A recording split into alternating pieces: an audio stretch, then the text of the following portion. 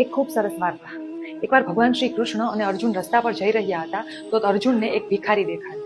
અર્જુને તે ભિખારીને 100 સોનાના સિક્કા આપ્યા. ભિખારી ખૂબ ખુશ થઈ ગયો અને વિચાર્યું કે હું આ સિક્કા વેચીને મારા ગામમાં જમીન ખરીદી લઈશ, મકાન બનાવી લઈશ. અને તે ખુશ થતો થતો પોતાના ઘરે નીકળતો હતો ત્યારે એક ચોરે તે સિક્કા ચોરી લીધા. ભિખારી નિરાશ થઈ ગયો અને ફરીથી ભીખ માંગવા લાગ્યો.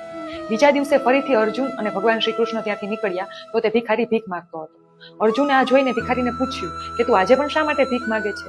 તો ભિખારીએ કહ્યું કે એક ચોરે તે સિક્કા ચોરી લીધા. અર્જુને કીધું કાંઈ વાંધો નહીં. અર્જુને ફરીથી તે ભિખારીને એક ખૂબ જ કિંમતી હીરો એટલે કે ડાયમંડ આપ્યું. ભિખારી ફરીથી ખુશ થઈ ગયો અને તેણે વિચાર્યું કે વાહ, મારી પાસે ખૂબ જ કિંમતી હીરો આવી ગયો, હું ઘરે જઈને ફરીથી જમીન ખરીદી લઈશ, ખેતી કરીશ અને મારા પરિવારનું ગુજરાન ચલાવીશ. આવું વિચારતા વિચારતા ભિખારી તે હીરાને ખૂબ જ સાચવીને ઘરે લઈ ગયો અને તેને એક માટલામાં છુપાવી દીધો અને રાતે સૂઈ ગયો. સવારે ભિખારીની પત્ની પાણી ભરવા માટે તે માટલું લઈને નીકળી ગઈ અને તેની પત્ની દ્વારા તે હીરો પાણીમાં વહી ગયો. ભિખારી સવારે જાગ્યો અને જોયું તો માટલામાં હીરો ન હતો. તેણે તેની પત્નીને પૂછ્યું તો તેની પત્નીએ કહ્યું કે કદાચ તે માટલા દ્વારા હીરો પાણીમાં વહી ગયો હશે. ભિખારી ફરીથી ખૂબ જ નિરાશ થઈ ગયો અને ફરીથી ભીખ માંગવા લાગ્યો. ફરીથી જ્યારે ભગવાન શ્રી કૃષ્ણ અને અર્જુન ત્યાંથી નીકળ્યા તો તે ભિખારીને ભીખ માંગતા જોઈને અર્જુનને ગુસ્સો આવ્યો. પરંતુ આ વખતે ભગવાન શ્રી કૃષ્ણએ તે ભિખારીને પોતાની પાસે બોલાવ્યો અને તેને માત્ર ચાંદીના 2 સિક્કા આપ્યા. ભિખારી તે સિક્કા લઈને આગળ નીકળ્યો તો તેણે જોયું કે એક માછીમારની માછલીની જાળમાં એક માછલી ખૂબ જ વધારે તરફડિયા મારે છે. ભિખારીને વિચાર આવ્યો કે આ 2 ચાંદીના સિક્કાથી મારું તો શું ભલું થશે, લાવને હું આ માછલીને બચાવી લઉં, કોઈકનું તો ભલું થાય. તેથી ભિખારી તે માછીમાર પાસે ગયો, તેને ચાંદીના 2 સિક્કા આપ્યા અને કહ્યું કે પેલી જે ખૂબ જ તરફડિયા મારે છે તે માછલી મને આપી દો. ભિખારીએ તે માછલીને ખરીદી લીધી અને જેવી તે માછલીને પાણીમાં મૂકી અને તરત જ તે માછલીના મોઢામાંથી પેલો હીરો નીકળ્યો, જે હીરો પાણીમાં વહી ગયો હતો.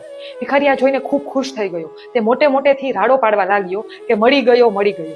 એટલામાં જ જે ચોર તેના સિક્કા ચોરી કરીને ભાગ્યો હતો તે પાછળથી નીકળતો. ચોર ભિખારીનો અવાજ સાંભળીને ડરી ગયો અને તે ભિખારી પાસે ગયો કે ભાઈ, તને હું તારા સિક્કા આપી દઉં છું, તું રાડો ન પાડ. જો કોઈ સાંભળી જશે મળી ગયો તો ગામવાળા મને મારશે. આ રીતે ભિખારીને તેના સોનાના સિક્કા પણ મળી ગયા અને હીરો પણ મળી ગયો. દૂરથી ભગવાન શ્રી કૃષ્ણ અને અર્જુન આ બધું જોતા હતા. અર્જુન આ જોઈને આશ્ચર્યચકિત થઈ ગયો અને તેણે ભગવાન શ્રી કૃષ્ણને પૂછ્યું, આ તમારી જ કંઈક લીલા છે, મને જણાવો. ત્યારે ભગવાન શ્રી કૃષ્ણએ ખૂબ જ સુંદર જવાબ આપ્યો કે અર્જુન, જ્યારે તે ભિખારીને 100 સોનાના સિક્કા આપ્યા ત્યારે તે ભિખારીએ પોતાના માટે વિચાર્યું. જ્યારે તે ફરીથી તે ભિખારીને હીરો આપ્યો ત્યારે તે ભિખારીએ પોતાના માટે વિચાર્યું. પણ જ્યારે મેં તે હીરાને માત્ર ચાંદીના 2 સિક્કા આપ્યા ત્યારે તે ભિખારીએ બીજાના વિશે વિચાર્યું. એટલે કે ભગવાન શ્રી કૃષ્ણએ તે ભિખારી વિશે વિચાર્યું. જય શ્રી કૃષ્ણ.